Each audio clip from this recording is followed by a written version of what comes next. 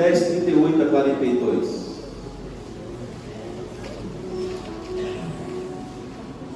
Você já ouviu um sermão comunitário?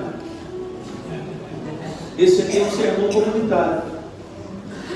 Esse sermão tem a participação de várias mãos e várias cabeças, principalmente de vários corações.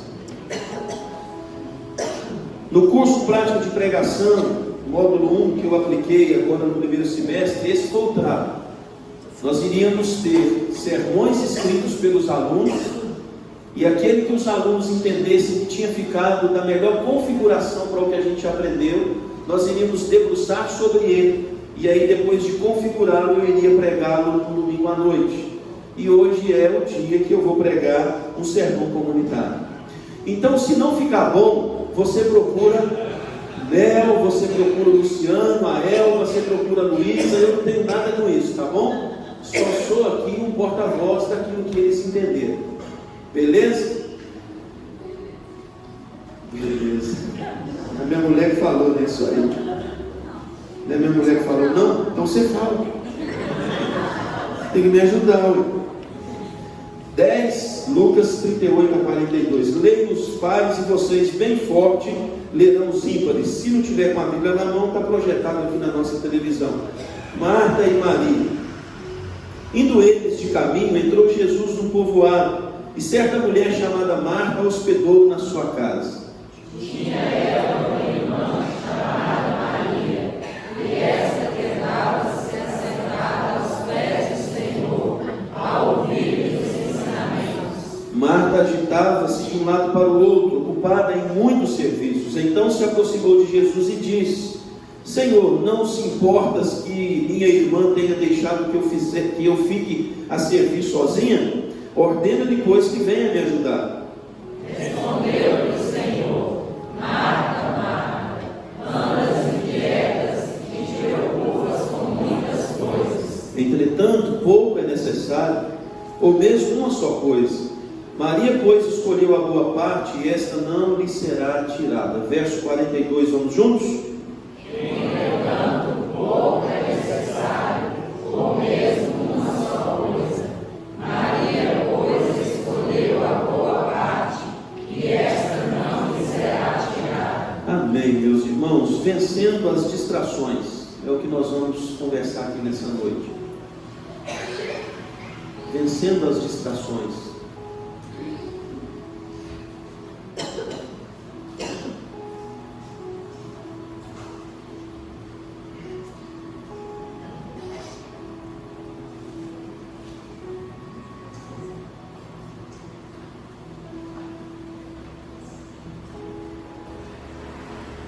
Parece que eu estou preocupado com alguma coisa, não parece?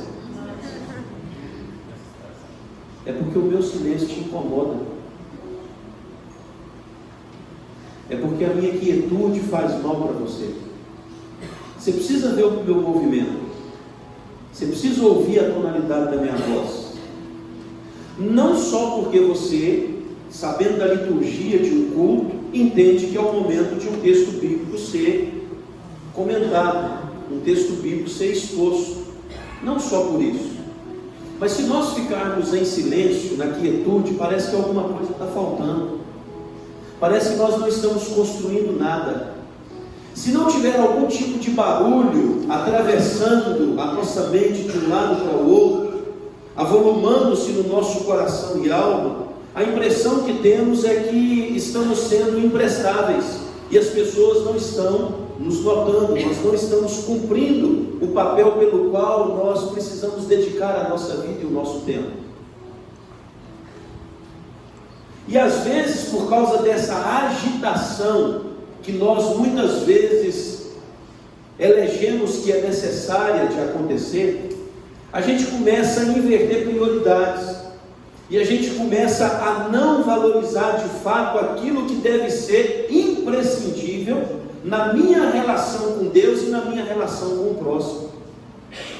E a gente começa às vezes até transferir responsabilidades.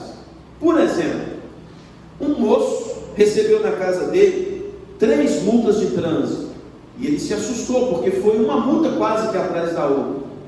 E ele abriu aquelas mudas e ele percebeu que eram mudas de radares que estavam dentro da cidade dele. E ele não sabia que aqueles radares estavam ali instalados. E ele começou a procurar na cidade dele esses radares. Os 3 que denunciaram a sua velocidade acima do permitido, ele conseguiu encontrar. Mas aí ele percebeu que haviam outros. E percebendo que haviam outros, alguns estavam meio que escondidos. E aí certo dia ele deu carona para um moço. E aí o moço, junto dele, ouviu o seguinte: ele, raivoso no volante do carro, dizia que agora não podia andar com naturalidade, porque era necessário ficar olhando para os postes da cidade dele, olhando para as árvores da cidade dele, porque afinal de contas os radares estavam ali para fazer mal aos motoristas daquela comunidade. Aí ele tinha que ficar atento para não descuidar e receber mais uma multa. O colega, calmamente do lado, disse para ele o seguinte: por que você não inverte? Para você ter tranquilidade para trafegar aqui na nossa cidade, ao invés de você olhar para os radares, olhe para o velocímetro. E você andando na velocidade permitida, os radares não serão um mal contra você.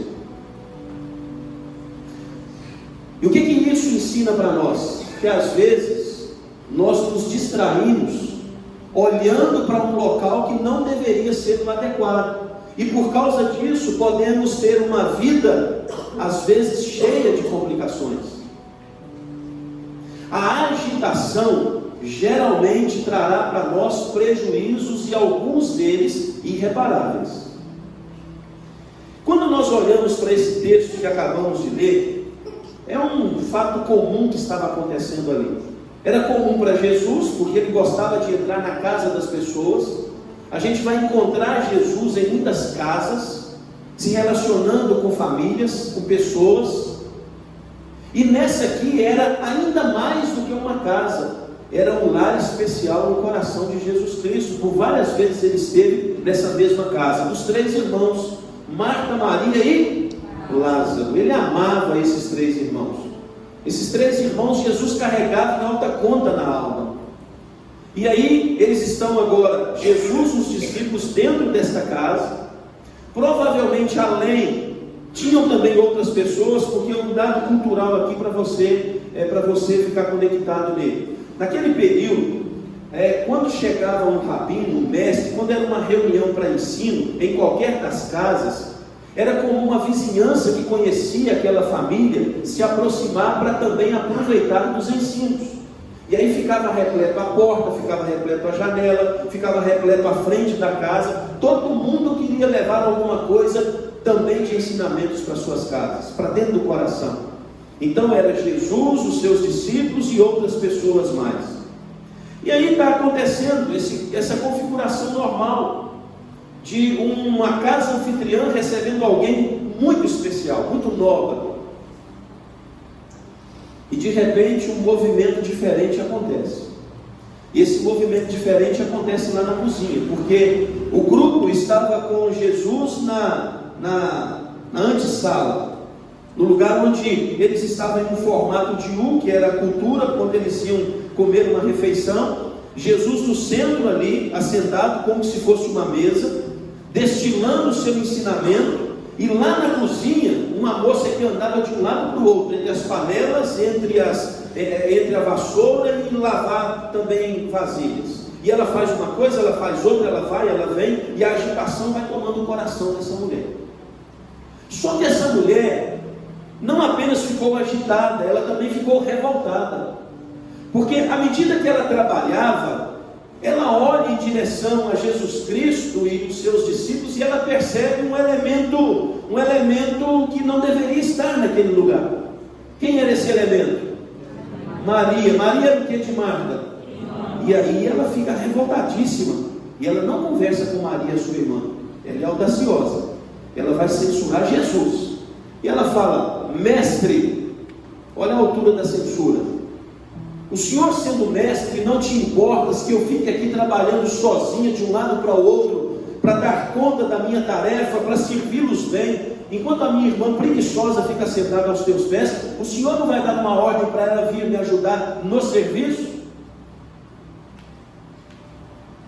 E aí vem a voz do acolhimento e da misericórdia.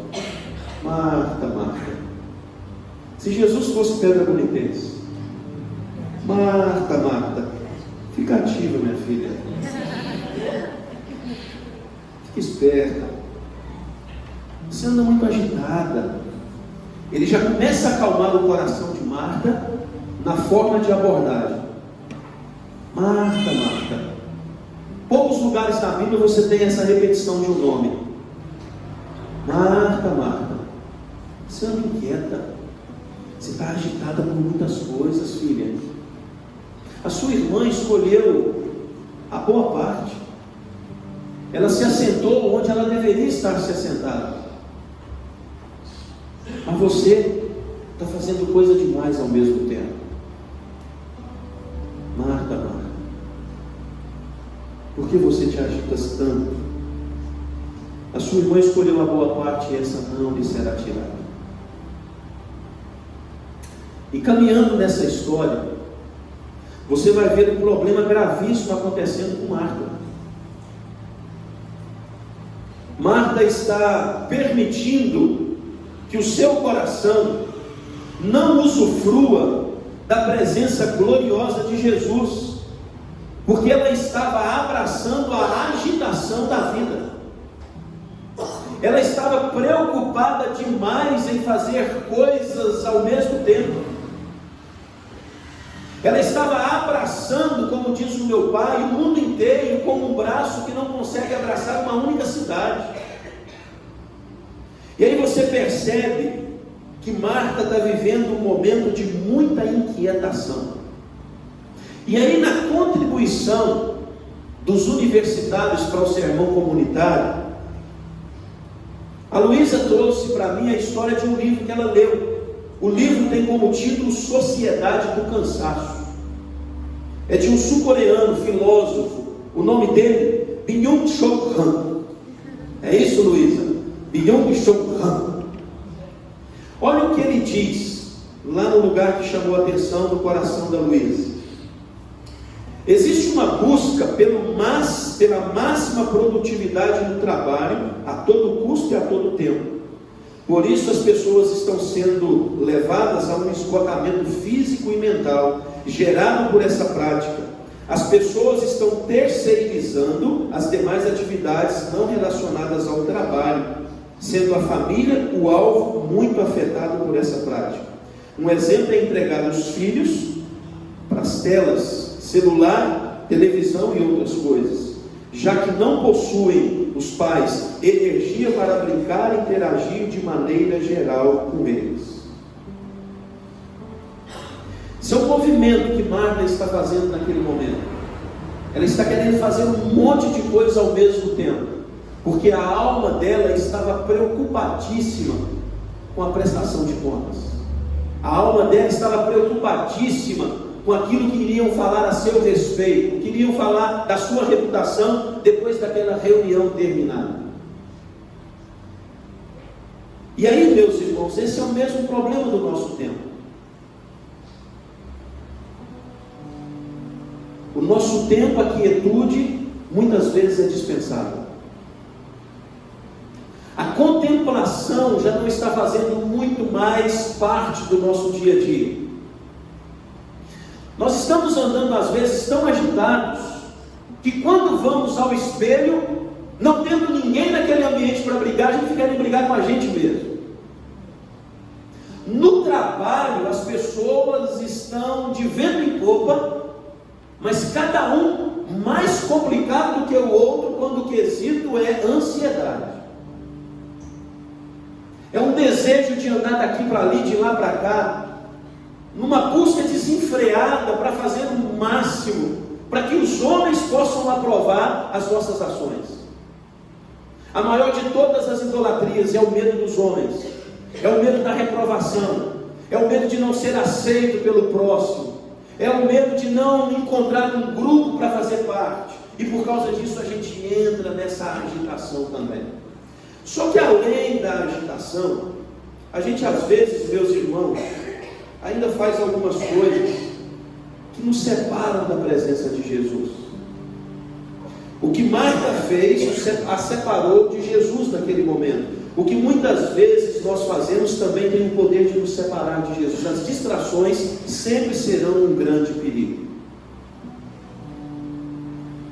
E aí, perguntando de um exemplo disso, o Nélio trouxe uma história de uma amiga comum da família dele e da Regina, lá de Baixo Guandu. Na época, eles lá, como membros da igreja presbiteriana de Baixo Guandu, oraram por essa amiga, e o grande sonho dela era cursar a faculdade de enfermagem. E aí ela orou, ela pediu os irmãos para orar, e ela conseguiu ser aprovada na faculdade, ou para a faculdade. Ela fez o curso, ela se formou. O grande problema é que depois de formada, a primeira coisa que as tarefas da profissão implantaram sobre ela é a necessidade de começar a abrir mão de algumas coisas que ela vivenciava na igreja de Cristo Jesus. Ela começou a ter muito tempo para o trabalho, para a sua profissão, para o seu sonho pessoal, e pouco tempo para aquilo que é o sonho do reino de Deus. E todas as vezes, meus irmãos, que nós somos distraídos, entregamos o coração a distrações, a primeira coisa que a gente faz é começar a enumerar quais são as atividades na igreja que nós vamos fazer. O primeiro lugar que sofre prejuízo é a igreja. O primeiro lugar que nós pensamos em fechar um pouquinho a torneira é o quanto eu estou dando a Deus através do meu dom, através do meu serviço na igreja de Cristo. Porque aqui é mais fácil você chegar perto do pastor e falar assim: pastor, eu infelizmente não estou conseguindo administrar o meu tempo, e está faltando tempo para eu cumprir bem as tarefas que eu estou fazendo na igreja. Aí vem com aquela ideia de santarrão. Por causa disso, pastor, por eu perceber que não estou tendo tempo para fazer bem feito a tarefa na igreja, eu prefiro, para não trazer prejuízo ao reino de Deus, entregar o meu ministério. E aí vem um jargão, vem um princípio que é importante. Se você não tem tempo para Deus, todo o tempo que você está usando nessa vida vai ser eternamente perdido.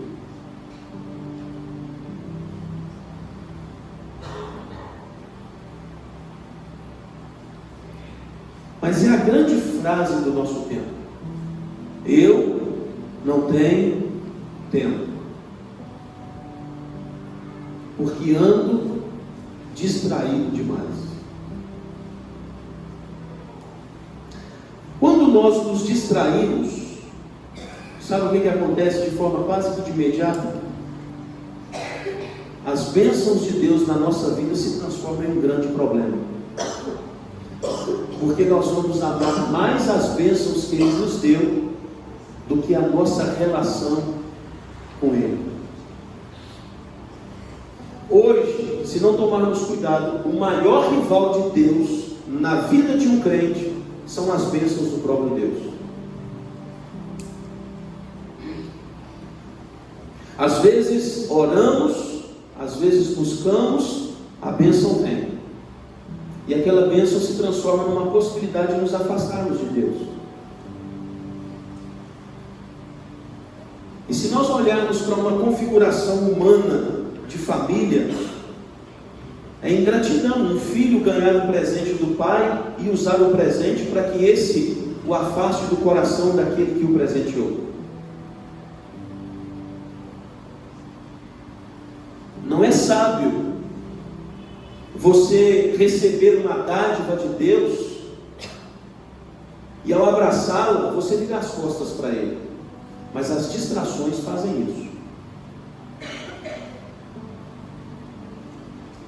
Marta, você está muito inquieta. Olha, Marta, o ensino que eu tenho para você está aqui diante dos meus pés, e se chama Maria. A sua irmã entendeu a grandiosidade do momento que está acontecendo dentro da casa de vocês. A sua irmã percebeu que a redenção que eu estou projetando sobre a vida dos eleitos do meu Pai, da igreja que será edificada sobre a minha ressurreição.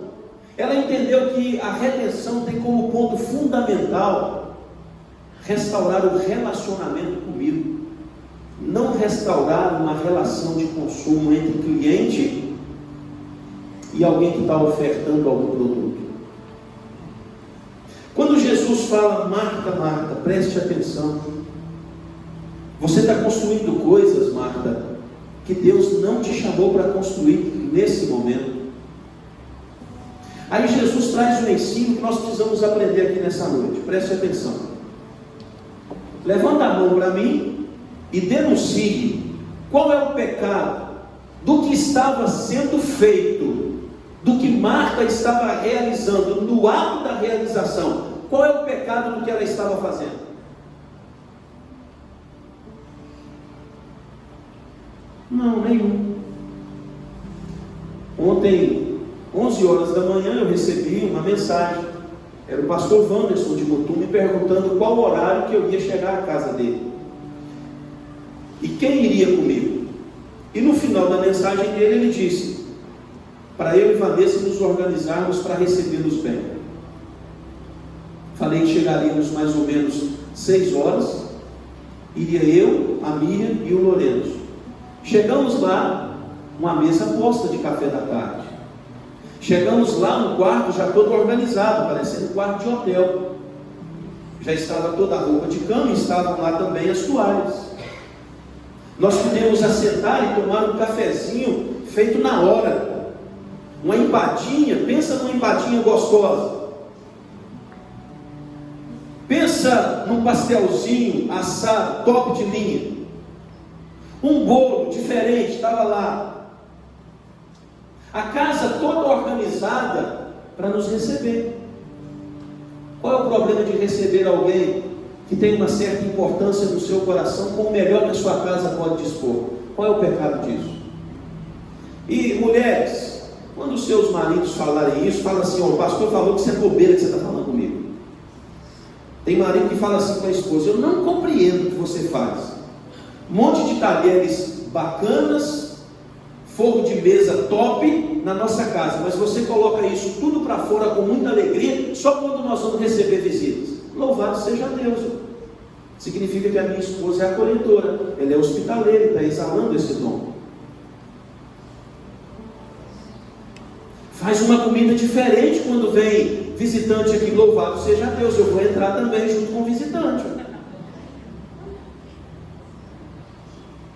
Quem é um anfitrião que se preze, que vai dar qualquer coisa ou o resto para quem está recebendo em casa? O que Marta estava fazendo? O melhor que ela podia para dar o melhor da sua casa para Jesus Cristo e os seus discípulos. Aí Jesus ensina para Marta o princípio dessa mensagem, grava ele no seu coração. O problema não é o que Marta estava fazendo, mas o momento que ela fazia o que estava fazendo. Repito, porque isso é que você tem que gravar. O resto, o problema não é o que Marta estava fazendo, mas o momento que ela fazia aquilo que ela estava fazendo. E Jesus está ensinando isso para ela. Jesus não está rivalizando a escolha de Maria. Jesus está apenas utilizando, como ele sempre fez, de forma literal, uma forma de conectar o coração de Marta a uma compreensão que ela poderia também fazer a melhor escolha, de recebê-lo com toda a naturalidade e com toda a presteza, com todo o cuidado, com todo o acolhimento, mas fazendo as coisas no momento certo, antecipando a preparação. Sabe por quê? Porque Maria escolheu a boa parte, não deixou o coração ficar distraído, mas ela se assentou aos pés de Jesus, porque para ela poderia ser a última vez e a última oportunidade de ouvir os ensinamentos do mestre que havia ganhado o seu coração. Jesus vai dizer para Marta o seguinte: Marta, preste atenção. Você está construindo coisas, Marta, que vai durar talvez dias ou anos. Maria está construindo algo que vai durar por toda a eternidade. Porque todas as vezes que você entrega o seu coração para distrações, Você pode até construir alguma coisa, mas esse alguma coisa tem tempo de validade. Mas quando você está conectado em Jesus e se entrega aos pés dele e aos seus ensinamentos, tudo que você fizer vai ter uma pitada de eternidade. Quer ver uma coisa? Distraia pai e mãe, e você vai ver o quanto de coisas limitadas e frágeis você vai edificar no coração dos seus filhos. Distraia lá no seu trabalho, e você vai ver o quanto você vai se ofertar apenas pelo vencimento do final do mês. Agora, se coloque aos pés de Jesus, e você vai ver que memórias espirituais que aprendemos com o pastor André na semana passada, lá no nosso acampamento de casais, memórias espirituais, isso ficou gravado no meu coração, memórias espirituais no coração dos nossos filhos. Aí eu vou ter tempo para orar com eles e por eles. Eu vou fazer a devocional que estamos recebendo de uma forma extraordinária do nosso irmão Pedro, toda semana trabalhando uma conexão de domingo a sábado, para que a gente possa edificar a nossa casa à mesa. Mas quem anda distraído, nem mesa tem para comer com a família. Não está colocando memórias espirituais no coração dos filhos. Está vivendo uma relação de consumo dentro de casa. A família é uma troca. E quando eu oferto o produto que é o meu serviço, os meus desejos, e eu não recebo o valor que eu imaginava, aí eu penso logo em abandonar. Aí eu penso logo que alguma coisa está fora do lugar. Não pode ser pela relação do consumo, tem que ser pela relação de memórias espirituais. Quando eu não estou distraído, eu estarei aos pés de Jesus. A minha vida devocional vai estar ativa. E aí, quanto mais perto de Jesus, mais coisas eternas eu vou ter a capacidade de construir, mesmo vivendo num tempo limitado, em um tempo que tem prazo de validade.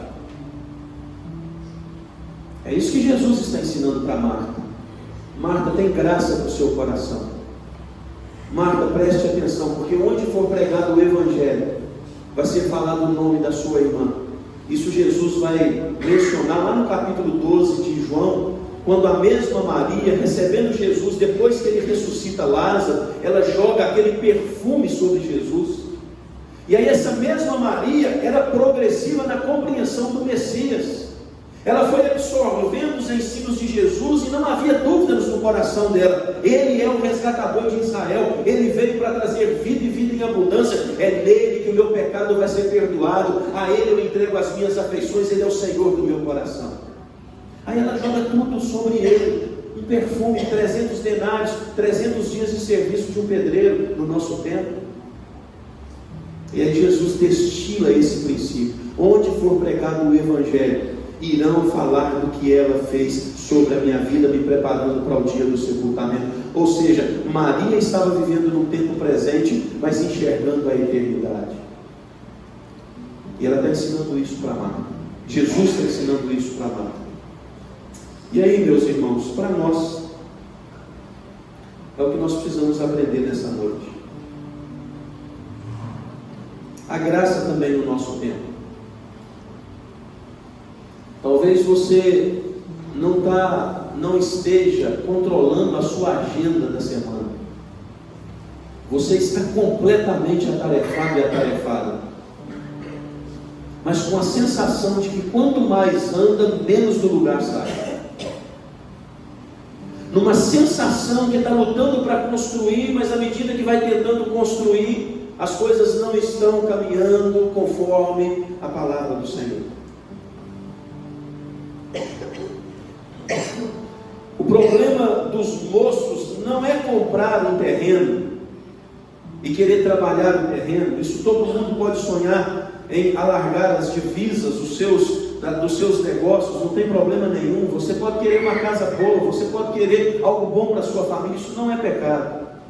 O problema não é comprar uma junta de bois e utilizá-la para preparar o terreno e lançar depois a semente para melhorar a colheita que virá. Não tem problema você ter mais abundância no seu celeiro, você melhorar a sua empresa, você melhorar a sua prestação de serviço, sem problema nenhum. E qual o problema do moço que se casou querer cuidar do casamento. Problema nenhum, casamento é instituído por Deus. O problema não é cuidar do campo, não é usar a junta de bois e não é cuidar do casamento. O problema é o momento que se estava fazendo tudo isso.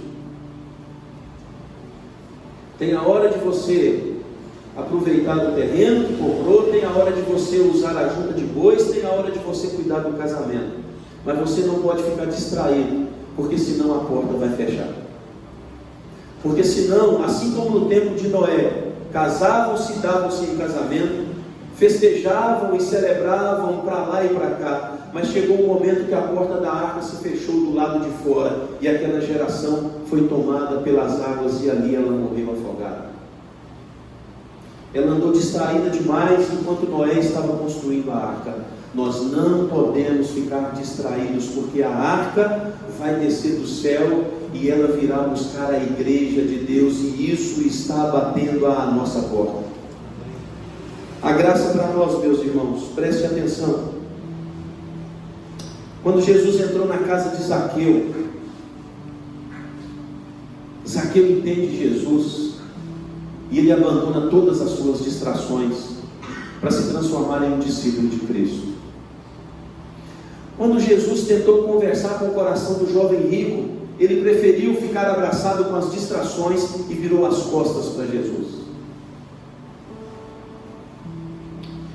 Eu quero encerrar, meus irmãos, lendo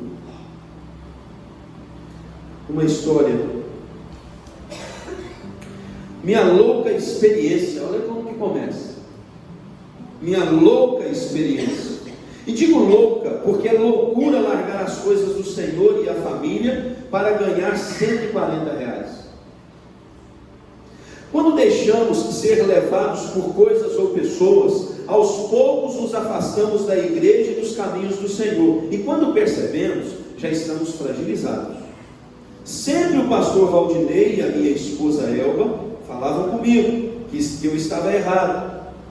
Mas como a gente pensa que o ganhar dinheiro é muito importante, eu não dava ouvidos e até brigava com a minha esposa e mentia para o pastor que eu não estava mais apitando jogos aos domingos, mas eu estava sempre fazendo. Mas quando eu me machuquei, vi que as pessoas do futebol não estavam nem aí para mim, mas só queriam o meu serviço e profissionalismo. Aí comecei a olhar para as coisas que o pastor e a minha esposa falavam e decidi sair daquela distração, pois estava afetando a minha fé e a minha família. Hoje não estou mais naquele meio e luto para priorizar a minha família e a casa do Senhor. Isso é a minha prioridade hoje e de todos os meus dias que virão. Luciano.